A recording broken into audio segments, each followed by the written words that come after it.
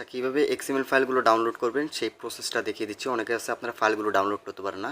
তো ফাইলগুলো ডাউনলোড করার জন্য এখানে আপনাদের যেই ভিডিওটা দেখবেন ওই ভিডিওর এই যে টাইটেলটা আছে টাইটেলের উপরে জাস্ট ক্লিক করবেন। ক্লিক করার পর কিন্তু আপনার সামনে ডেসক্রিপশনটা ওপেন হয়ে যাবে। এখান থেকে আপনারা ফুল ডেসক্রিপশনটা ওপেন করতে গেলে এখানে মোর অপশনে ক্লিক করবেন।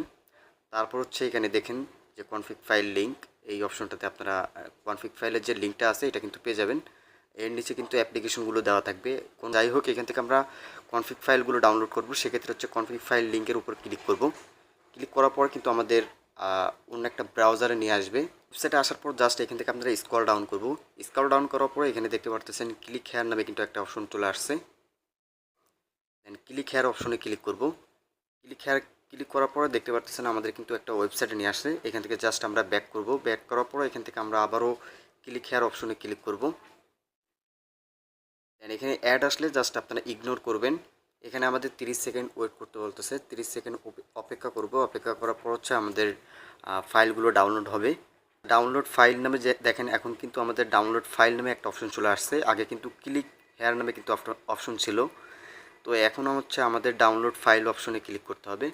ক্লিক করার পর আমাদের অ্যাডে নিয়ে আসবে। জাস্ট আমরা ব্যাক করব। ব্যাক করার পর হচ্ছে এখান থেকে আবারও ডাউনলোড ফাইলের উপর ক্লিক করব। ক্লিক করার পর এখানে আবারও ক্লিক করলাম। দেন ক্লিক করার পর দেখতে পারতেছেন আমাদের একটা ওয়েবসাইটে নিয়ে আসছে googleform.com। যখনই আপনারা এই পেজে আসবেন তখনই আপনারা বুঝতে পারবেন যে এখন এই ফাইলগুলো ডাউনলোড হবে। আচ্ছা, এখন এখানে পাসওয়ার্ড চাইতেছে। আপনারা যে ভিডিও দেখবেন ওই ভিডিওর ভিতরেই আপনার পাসওয়ার্ড দেওয়া থাকবে। পাসওয়ার্ডটা আপনারা সংগ্রহ করে জাস্ট এখানে হচ্ছে আপনারা পাসওয়ার্ডটা লিখে দিবেন। তো এখান থেকে আমি পাসওয়ার্ডটা লিখে দিতেছি।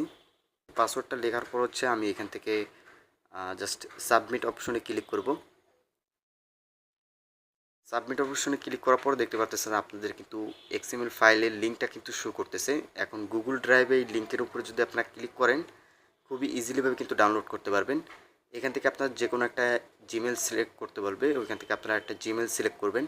সিলেক্ট করার পর হচ্ছে আপনারা দেখবেন যে আপনার গুগল ড্রাইভের অপশনে নিয়ে আসছে। দেন এখানে হচ্ছে আপনারা এই ফাইলগুলো এখান থেকে ডাউনলোড করে নিতে পারবেন। দেন এই ফাইলগুলো এখানে মার্ক করবেন অ্যান্ড হচ্ছে এখান থেকে আপনারা ডাউনলোড এই অপশনটাতে ক্লিক করবেন। ক্লিক করার পর কিন্তু আপনাদের 3টা ফাইলই কিন্তু এখান থেকে ডাউনলোড হয়ে যাবে। দেখতে পাচ্ছেন আমাদের এই ফাইলগুলো কিন্তু ডাউনলোড হয়ে গেছে। তো এইভাবে হচ্ছে আপনারা মূলত কিন্তু ডাউনলোড করবেন।